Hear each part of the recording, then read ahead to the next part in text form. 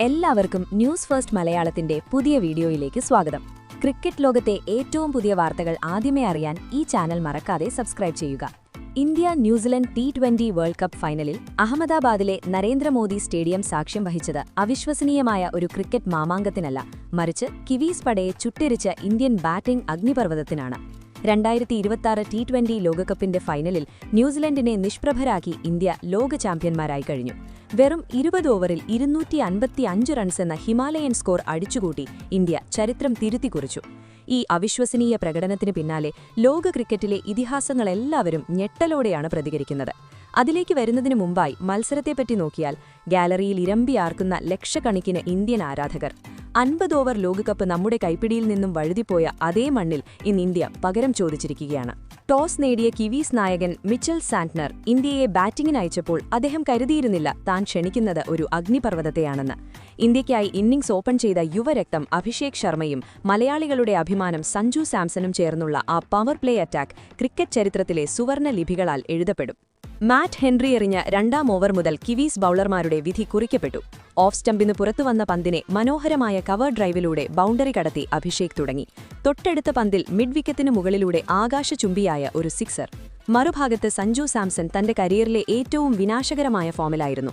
Jacob ഡഫിയെ back ഫുട്ടിൽ പോയിന്റിലൂടെ പായിച്ച ആ four ഒരു മാസ്റ്റർ ക്ലാസ് ആയിരുന്നു. ലോക്കി ഫെർഗൂസന്റെ തീ പാറുന്ന പന്തുകളെ പുൾ ഷോട്ടിലൂടെ ഡീപ് സ്ക്വയർ ലെഗിലേക്ക് സഞ്ജു പരത്തിക്കൊണ്ടിരുന്നു. പവർ പ്ലേയിലെ 6 ഓവറുകൾ അവസാനിക്കുമ്പോൾ വിക്കറ്റ് ഒന്നും നഷ്ടപ്പെടാതെ ഇന്ത്യയുടെ സ്കോർ 92 റൺസ്.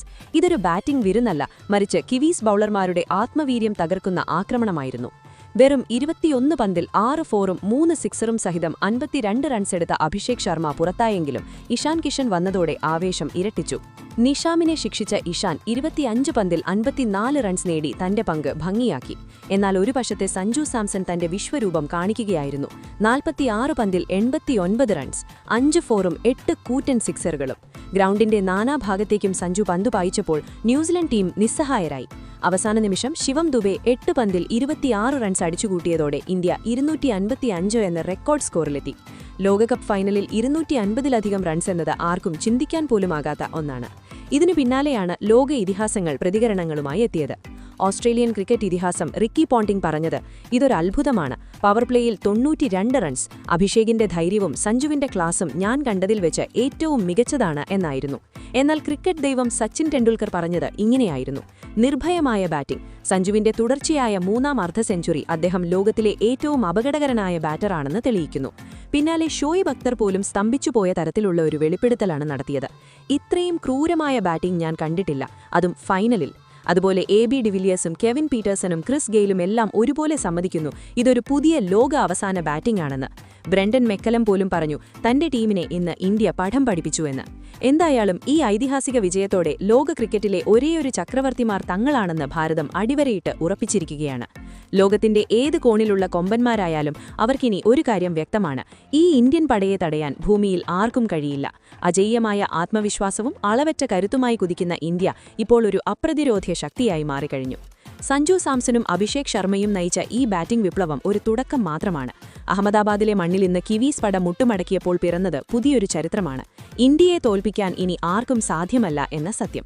255 റൺസ് എന്ന ഹിമാലയൻ സ്കോർ ഏതൊരു ടീമിനെയും മാനസികമായി തകർക്കാൻ പോന്നതാണ്. ബൌളിംഗിലും ബാറ്റിംഗിലും ഫീൽഡിംഗിലും ഒരുപോലെ വിശ്വരൂപം പൂണ്ട ഈ ടീം ഇന്ത്യ ഇനി ലോകത്തിലെ ഏത് വൻശക്തികളും ഭയപ്പെടും. നരേന്ദ്രമോദി സ്റ്റേഡിയത്തിൽ ഇന്ന് മുഴങ്ങിക്കേട്ട ഓരോ ആരവവും ലോകത്തിന് നൽകുന്ന ഒരേയൊരു സന്ദേശം ഇതാണ്: ഭാരതം അജയ്യമാണ്, അപ്രമാദിത്വമുള്ളതാണ്. നീലപ്പടയുടെ ഈ ജൈത്രയാത്രയിൽ അഭിമാനിക്കുന്ന ഓരോ ഇന്ത്യക്കാരനും ഈ വിജയത്തെ ഒരാഘോഷമാക്കി മാറ്റുക. ഇന്ത്യൻ പടയുടെ ഈ അജയ്യമായ കുതിപ്പിനെക്കുറിച്ച് നിങ്ങൾക്ക് എന്താണ് പറയാനുള്ളത്? നിങ്ങളുടെ അഭിപ്രായങ്ങൾ താഴെ കമന്റ് ചെയ്യുക. അപ്പോൾ ഇതുപോലത്തെ കൂടുതൽ ക്രിക്കറ്റ് വാർത്തകൾക്കായി ഈ ചാനൽ മറക്കാതെ സബ്സ്ക്രൈബ് ചെയ്യുക.